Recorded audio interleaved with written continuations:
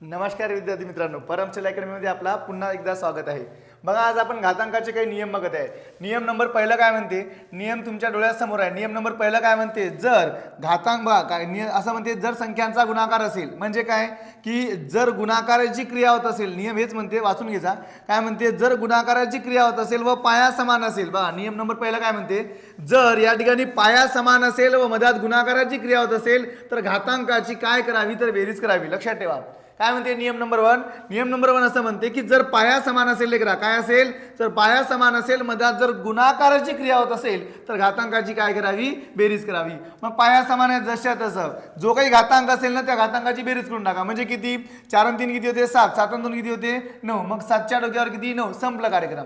काय म्हटलं मी, जर पाया समान असेल व गुणाकाराची क्रिया होत असेल तर घातांकाची काय करावी, बेरीज करावी, संपला कार्यक्रम। चला नियम नंबर दुसरं काय म्हणते, नियम नंबर दुसरं तुमच्या समोर म्हणते की जर पाया समान असेल व भागाकाराची क्रिया होत असेल, वरती कोणती क्रिया होत आहे, तर गुणाकाराची। इथं काय, जर पाया समान असेल व भागाकाराची क्रिया होत असेल तर घातांकाची काय करावी, तर वजाबाकी करावी।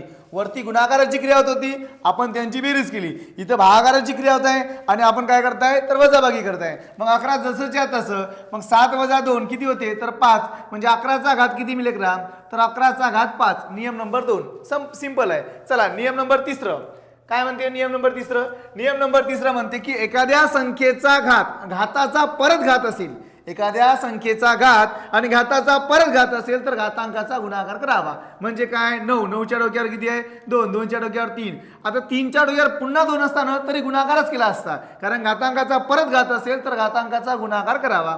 म्हणजे किती, 9 जसच्या तसं, 3 2 6, संपलं कार्यक्रम।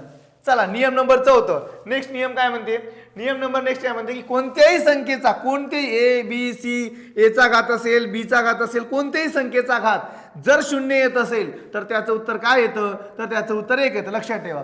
पण याच्यामध्ये थोडंसं कन्सेप्ट आहे, म्हणजे काय की समजा तुम्हाला प्रश्न पेपरात विचारलं की 1 चा घात 0 आहे अधिक 1 चा घात 0 इज इक्वल टू किती, तर तू 1 लिहून घरी येशील पाहिजे, असं नाही करायचं। काय म्हटलं मी, कोणत्याही संख्येचा घात 0 असेल तर उत्तर 1 आहे, कोणत्याही संख्येचा घात 0 असेल तर उत्तर 1 आहे। 1 अधिक 1 किती होते, तर 2 होते। लक्षात ठेव, हा प्रश्न जर या पद्धतीने जरी असताना की ए चा घात 0 अधिक बी चा घात 0 अधिक सी चा घात 0 इज इक्वल टू किती, तर 1 मारून घरी यायचं नाही, कारण कोणत्याही संख्येचा घात 0 असेल तर अधिक 1, कोणत्याही संख्येचा घात 0 असेल तर उत्तर 1 येतं, कोणत्याही संख्येचा घात 0 असेल तर उत्तर 1 येतं। तर त्यामुळे या ठिकाणी उत्तर किती येणार आहे, 3 येणार आहे। संपला कार्यक्रम। आजचं बेसिक याच ठिकाणी संपलं। धन्यवाद, जय हिंद।